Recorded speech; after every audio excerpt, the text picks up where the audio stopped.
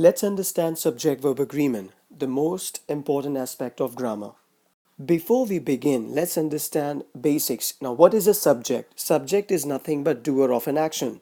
Someone who does the action or doing the action in a sentence, or you are showing a sentence depicting someone doing the action. That person or that someone is the subject.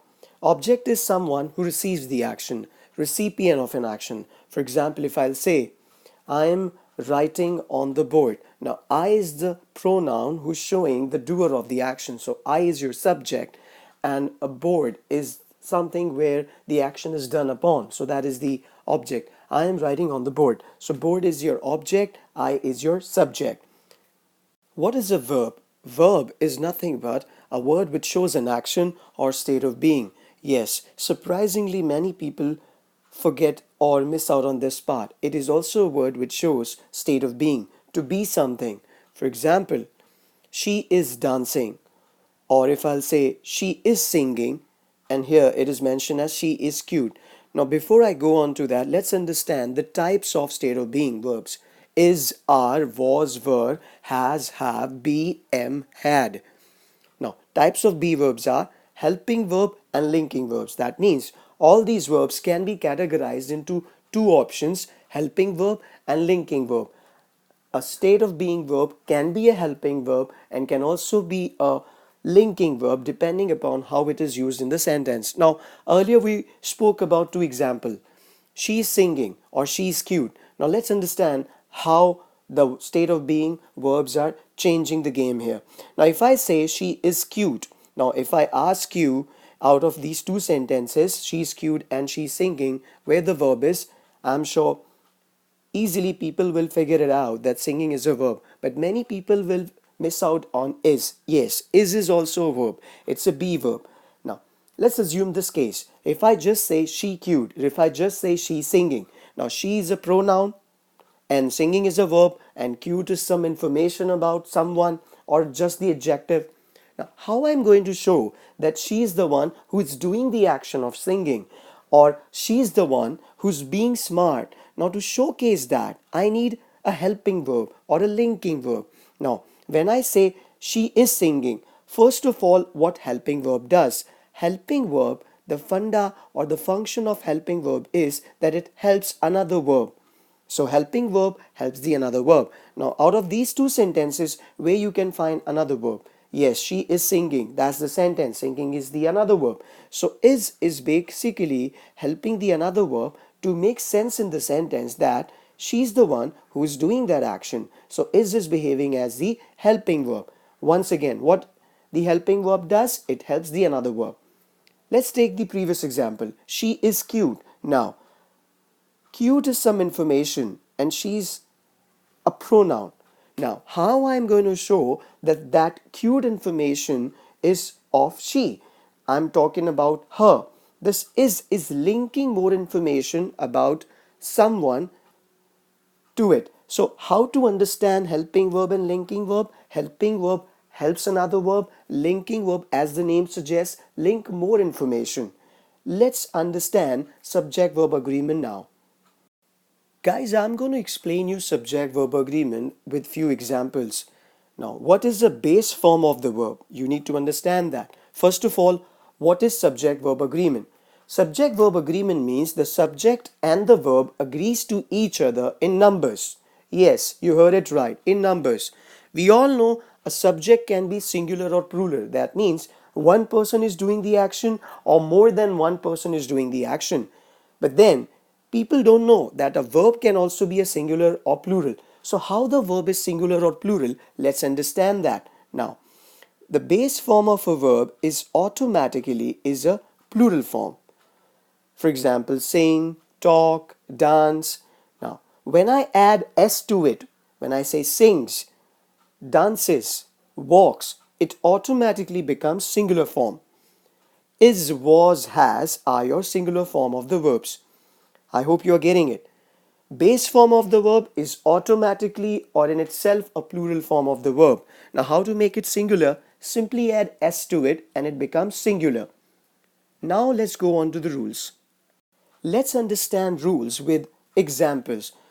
But guys, I want to tell you that subject-verb agreement is a huge concept and there are many exceptions. It is not possible to cover subject-verb agreement in a small presentation. So I suggest that go through this recording as a refresher, or you can say as a short-term course in subject-verb agreement. But to get in-depth knowledge about it, please go online or refer to your study material. Now let's understand rules with examples. The first one is, as it is mentioned here, a subject will come before a phrase beginning with of. This is a key rule for understanding subjects. Writers, speakers, readers, and listeners might miss the all too common mistake. Now, what I'm trying to say here is this, that I'll try to be in a more casual way in explaining this concept. Many people miss out on this. Many people do this mistake. Now, example is a basket of fruits bring cheer and refreshment to the tired players. Now, that's an incorrect example. It's clearly mentioned here. Now, why? People will think that they are focusing upon fruits. Now, fruits is of course plural. So they will write bring. Bring is a form of a verb, an action verb. So they are using the base form of the verb because they think fruits is plural. And we have already discussed that base form of the verb is nothing but a plural form of the verb. However, the correct form is a basket of fruits brings. Why? Because basket is something which is your main subject, not the fruits. Please understand, that is what was explained in the sentence. A subject will come before a phrase beginning with of. That means whatever is there before of is your subject. And based on that, your verb should be decided whether it's singular or plural. Let's go to the another rule. The verb in, an, or, either or neither nor sentences or sentence agrees with the noun or pronoun closest to it. For example, neither the plates nor the serving bowl goes on that shelf. Why I'm using goes? Because bowl is a singular subject and it is closer to the verb. Plates are plural and bowl is singular. However, in these kind of conjunctions, what is a conjunction? A word which joins two sentences or two words. Neither nor, either or, not only but also. These are few examples. In these cases, you will consider the verb form depending upon the subject closest. For example, if I mention this sentence another way around, neither the bowl nor the plates, then it's going to be go. Why? Because now the subject which is closer to the verb is plural. So in these cases, please focus on the subject which is closest to the verb. Another example, neither the serving bowl nor the plates go on that shelf. Now, just now I mentioned and it is there. Let's go to the another rule. As a general rule, use a plural verb with two or more subjects when they are connected by and. Now this is the most basic rule. A car and a bike are my means of transportation. Why? Because car and bike are two subjects. Now I am using are because that's the plural form of the verb. As I've already mentioned at the beginning, what are your plural form of the verbs? What are your singular form of the verbs? If you have not listened to that part the way it should be, then please pause it, go back and understand what the verbs are, then proceed further with the rules, with examples. But note, there are exceptions, and the exceptions are breaking and entering is against the law. Now, why it is that? Now, I have clearly mentioned here gerunds. Now, what is a gerund? Basically, gerund is nothing but base form of the verb plus ing, like talking, singing, dancing, writing, speaking, laughing, smiling. Any base form of the word plus ing, like talk plus ing, sing plus ing, write plus ing, these are your gerunds. These also are important to show the action in motion. Gerund shows the action in motion. But then, in subject-verb agreement, I want to inform you that gerunds always consider the singular verb form. For example, smoking is injurious to your health. Smoking is. Drinking is injurious to your health. Drinking. Of course, drinking alcohol. You should drink other healthy drinks. The bed and breakfast was charming. Now, why the bed and breakfast? Now, guys, collective nouns go with the singular verb form. Now you need to understand this thing very clearly. Whenever two subjects are behaving as one thing, now that you can only understand if you read the sentence and understand the meaning of it.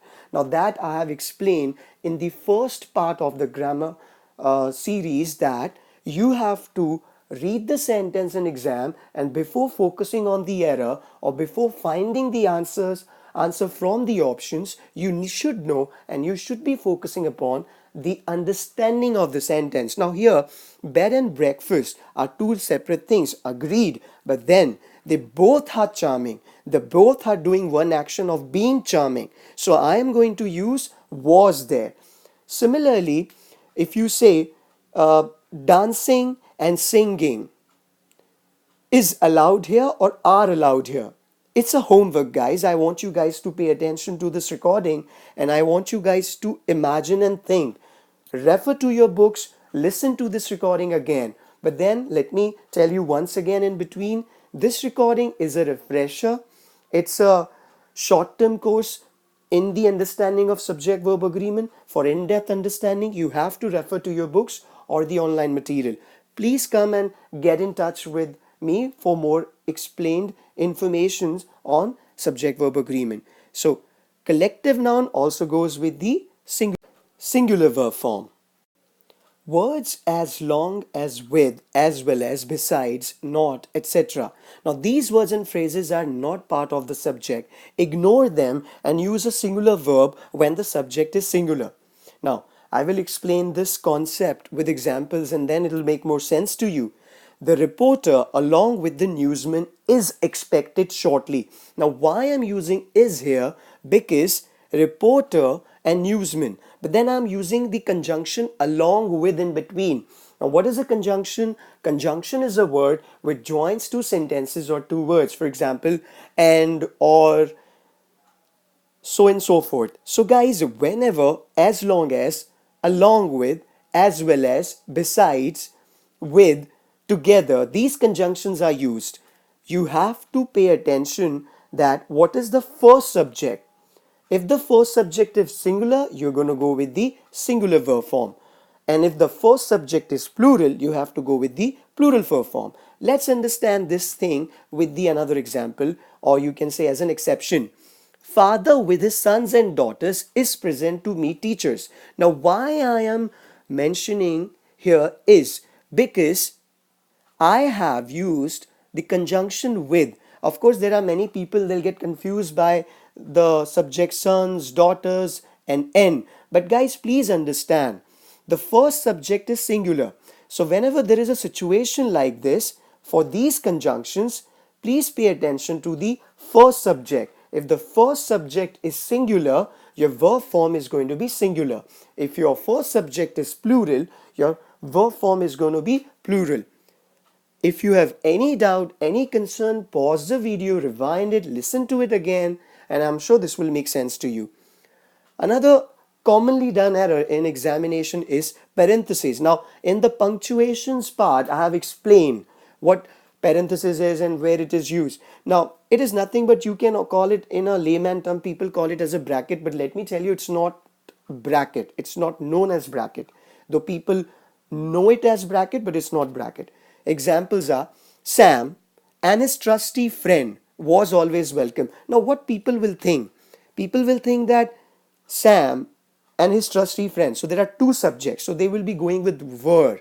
But please understand what parenthesis does. Parenthesis is nothing but it shows something which I do not want to say directly. And the verb form, or I don't want to show directly, and the verb form is going to consider the subject which is mentioned directly in the sentence. That is not supposed to be said but to understood. So in the writing form, whenever you see this kind of a scenario, focus on the subject which is outside the parenthesis and decide the verb form accordingly. Let's go to the another rule. Use a singular verb with distances, periods of time, sums of money, etc. when considered as a unit. Now it's just like nothing but the collective noun. Whenever a group of people or something mentioned as a collection behaves like a collective noun, basically we say collective noun to something, because a name given to a collection of things or people because they are supposed to behave and do actions together. One action, one subject. So the examples are 3 miles is too far to walk. 5 years is the maximum sentence for that offense. $10 is a high price to pay. However, there is an exception again. $10 bills were scattered on the floor. Why? Because here, please understand, again, you have to focus on the understanding. The common mistake what people do is they try to memorize the rules and then they try to apply the memorized rule in the examination. An examiner is aware of this fact. An examiner is going to stump you on that aspect. You have to focus on the understanding of the sentence. Now, the sentence is $10. Agreed. I mentioned that a noun, a collective noun, or you can say a sum taken as one is going to be considered as a singular subject. So we are going to take the singular verb form. However, please pay attention here. In the parenthesis, I've also already mentioned that $10 are not kept as one currency. That means scattered. Please focus on the sentence. That means more than one currency note is going to be there, and the collection or the combination, the total of that currency is $10. That's the reason we have used word here. Let's go to another rules. Please pause, rewind the video if you have any concern. Get in touch with the faculty to understand the concepts in depth. Let's go further. Now guys, I have already explained that collective nouns such as group, jury, family, audience, population, the verb might be singular or plural depending upon the writer's intent. Now we have already discussed about it in the previous part of the presentation. All of my family has arrived or have arrived. Most of the jury is here or are here. It depends upon what you're mentioning after the sentence. So you have to focus on the meaning of the sentence. Now guys, as I've mentioned, this is a crash course. Consider it as a crash course on subject verb agreement. It's going to help you to understand, and I've tried to cover the topics or points which usually asked in the examination, but for in-depth information you have to refer to the books and also online. Please get in touch with the faculties to understand. The word were replaces was in sentence that express a wish or are contrary to the fact. For example, if Joe were here, you'd be sorry. Now, why not was here? I'll explain it to you why. Considering the fact that Joe is singular, of course. Now, if I say if Joe was here or if Joe was there, it's a sure thing. Now, it's a contradictory to the fact. It is a wish, if I were the king, stuff like that. I have explained this thing in the tenses part. Please listen to it and you'll understand more on it. So the word were replaces was in a sentence that expresses a wish or are contrary to the fact. I have made a chart for you guys to understand singular indefinite pronouns and why. I'll tell you that. But before, let's understand what is it. One body thing, some, no, every, any. Someone, no one, everyone, anyone. Somebody, nobody, everybody, anybody. Something, nothing, everything, anything. Now guys, these are singular indefinite pronouns. Now what is a pronoun? A word which is used in the place of a noun. What you mean by indefinite? That means not defined. You do not know, as the name goes. Now, why I am emphasizing on these terms? Because singular indefinite pronouns always and always consider singular verb form. Try to make any sentence. Someone is present, no one is there, nobody is available, nothing is wrong, everything is possible, nothing is impossible, anybody is welcome to come here. So guys, every and each also are singular indefinite pronouns. So these words will always and always consider singular verb form. You have to read. How much you have to read? As much as you can. Now, I cannot emphasize more on it. Now, guys, let me inform you, English is going to be with you till the time you live. You are going to study from some or the other college. You are going to work in some or the other organization. You are going to appear in some or the other interview. Or you are going to face someone. who's going to judge you on your English skills. So guys, read as much as possible. Whenever you are reading, make sure that you are reading from a trusted source of English where the grammar is correct, precise. Practice questions on similar concepts online or refer to the study material. Now, I've already mentioned that I've tried my best here to give you some idea. However, it is not the complete subject verb agreement. I've tried to give you a short course, or you can say a crash course on the understanding, and I've already covered few basic aspects of grammar in this recording. But then, to go in depth, please practice. Try to find the subject online, and whenever you are making a sentence, whenever there is an examination and question based on subject verb agreement is there, try to figure out the verb. But then before that, you have to understand what the subject is. Now, how to find the subject in a sentence? Always ask who and what to get the subject and check the verb as per it. For example, I am making this recording. Who is making the recording? I. So I is the subject. She is singing a song. Who is singing a song? She. Nothing is impossible. Now, what is not impossible? Nothing. So if you ask who and what in a sentence, you will understand what the verb form is, or whether the verb form is right or wrong. Because these two questions in a sentence will help you to find the main subject. And remember guys, the verb always agrees to the main subject. Thank you.